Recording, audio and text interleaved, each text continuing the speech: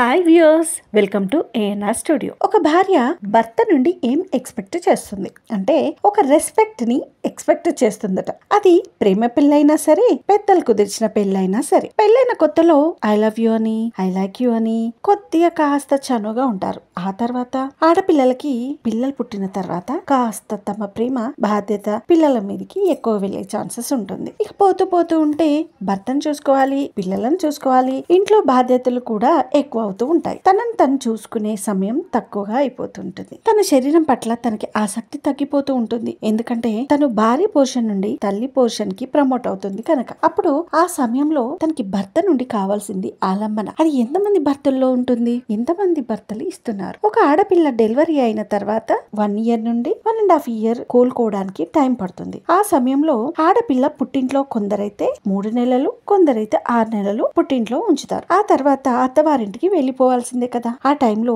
ఆ అమ్మాయిని అర్థం చేసుకోవాల్సింది ఎవరు? ముందుగా భర్త, తర్వాత ఆ అత్త. మా ఈ వీడియోస్ మీకు నచ్చినట్టయితే కామెంట్ రూపంలో కామెంట్ బాక్స్ లో మీ అభిప్రాయాన్ని తెలియజేయండి. సబ్స్క్రైబ్ చేసుకుని వాళ్ళు సబ్స్క్రైబ్ చేసుకోండి. Thank you for watching.